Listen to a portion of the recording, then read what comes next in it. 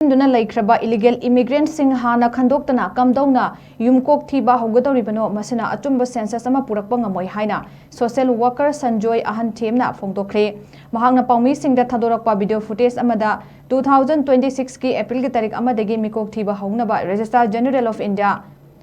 Mriti Yunje Kumar Narayana thokiba notice amana Laibak asigi state amada union territory singda instruction peak haiba wafam asida yaning daba phongdoklatuna mahakna hai manipur asi yamna complex oiba issue problem mayam amana amagi mathakta nallaga leiriba state amani masigi mathakta wathok oikraba hojik phawba chumthokpa ngamdana leikhraba 2001 amadi 2011 ki census data asina chingba mayam sigi mathakta ngasina amung 2026 April amadagi haugani hairakliba Yumkok Thiba gi Bharat Sarkar na pakhalakliba thorang asida mi paiba poi hojik lamda KANGLON KAINA Masina Achumba CHANGSINDUNA LEIKHRABA illegal immigrant sing asi Khandoktana magi maramda halankiba natraga detention center singda mayek sengna leihanduna makoibu mapung phana khandoktringeda Kamdouna Yumkok Thiba gi thobak yum masing thiba kun masing thiba gi thabak Kamdouna tawgadoribano haina SHANJOY AHANTHEMna makhatana wahang hanglakli karigumba KANGLON KAINA changsinkraba wathok oidiba illegal immigrant singi yamlaba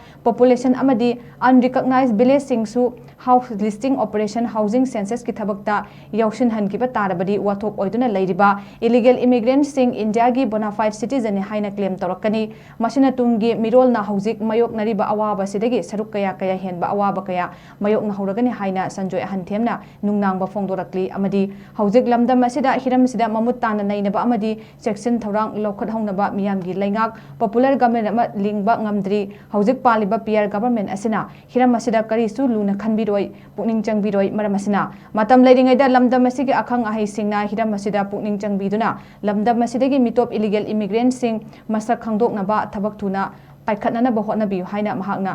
BJP amadi ruling MLA sing political party sing amasung CSO sing pumnamaki pukning chingselakli hairiba illegal immigrant mayam sing asi lamdam asidagi mapung phana masak khangdoktringaida detection tawdringaida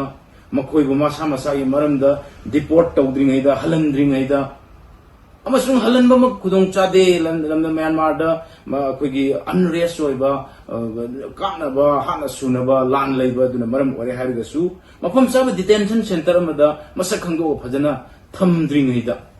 karmaina census asi practice tawgadoribano karmaina house listing tawgadoribano karmaina Yumkok Thiba hougadouribano habicha chobo question amani aduna miyam punamak ki pungning chingsinjari hojik lamdam asi Yumkok Thiba haigadra miyamgi leingak popular government ama lingbasu ngamdri kanada wakat kene ekoi PR government china masi singsi kayamuk yamna makhorum da serious oina feel tawrungani phawrungani makhorum da phawrumoi thajade adu degidi makoi sing asi illegal immigrant sing asi masigi population atoba large oiba population mayam unlawful oiba mongda infiltrate tawrokraba influx tawrokraba population mayam sing asi yauna makoi si Yumkok Thiba da yaushin gi taragadi makoi se Bharat ki bona fide citizen amani hadina claim tawrkani maram masina lamdam asigi akhanga hising luching busing mayam na hiram asida sida yamna seriously aikoi